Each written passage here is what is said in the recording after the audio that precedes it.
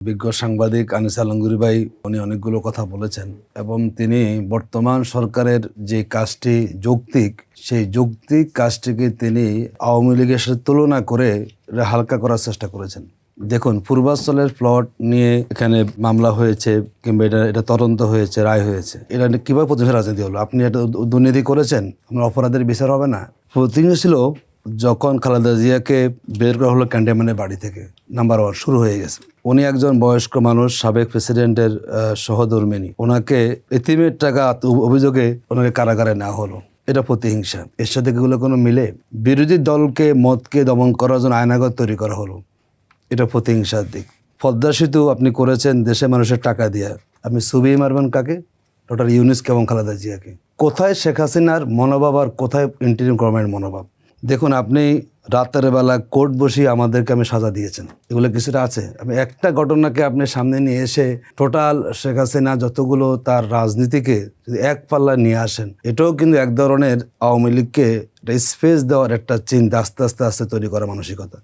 আমরা মনে করি শেখ হাসিনা যা করেছে বাংলাদেশে আর কোনো সরকারের পক্ষে এগুলো করা সম্ভব না। প্রতিহিংসার রাজনীতির 16 আনা আওয়ামী লীগে শেষ করে দিয়েছে। তার সাথে আপনি বর্তমান সরকারের মনে রাখতে বিপ্লব দেশ হয়েছে এবং স্বাভাবিক প্রক্রিয়ায় ওনারা কিন্তু ক্ষমতা আসেননি। সেই জায়গা থেকে তাদের দায়িত্ব আছে, তারা বিচার করবেন, তারা সংস্কার করবেন, তারা ভোট দিবেন। সুতরাং এই জায়গায় রাষ্ট্রের যে নিয়মতান্ত্রিক মেকানিজমগুলো আছে সেগুলো করতে গিয়ে বলে না এটাও এক ধরনের প্রতিহিংসা। তাহলে এটা মনে হয় সঠিক বিশ্লেষণ হয় না বলেই সেখানে আমার কাছে মনে। আমরা যারা কারাগারে ছিলাম সেই সময়ে আমরা ডান্ডায় বেরিয়ে পড়েছি। আমাদেরকে আপনি মাথায় কি দিয়েছেন, ওই হলো আপনি বুলেট প্রুফ জ্যাকেট পরিয়েছেন। কিংবা রিমান্ডে, মানে তখন আতঙ্ক, রিমান্ডটা কে জিনিস ছিল আসলে? রিমান্ডে মেরে আপনি আমাদের কেমন অবস্থা করেছেন। আমরা 3 মাস কারাগারে ভালো করতে পারি না। আমরা এখন কাউকে রিমান্ডে মারা হয়, কাউকে মারা হয় না, বরং যারা জেলখানা যাচ্ছেন জামাই আদরে থাকতেছেন।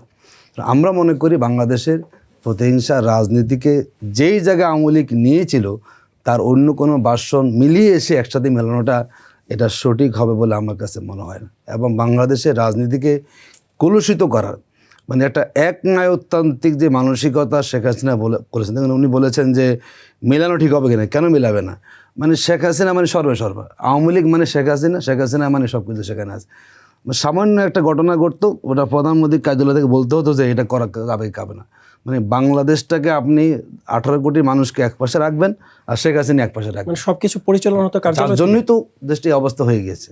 এবং আমরা মনে করি দেশের এই অবস্থা আসবে না। আমরা যারা এখন রাজনৈতিক ময়দানে আছি সবাই কিন্তু সহনশীল। হ্যাঁ, রাজনৈতিক মতপার্থক্য থাকবে, এটা স্বাভাবিক, না তো ডেমোক্রেসি থাকবে না। কিন্তু বাংলাদেশে ওই জায়গায় রাজনৈতিক জায়গায় নেওয়াটা আর কখনো সম্ভব হবে না। যারাই নিতে যাবেন তারাই গণধিকৃত হবেন এবং যারাই মনে করবেন যে আমি আমার মতো করে দেশ চালাবো তারাই কিন্তু এই শোষণীয় তাদেরকে পরাজয় বরণ করতে হবে।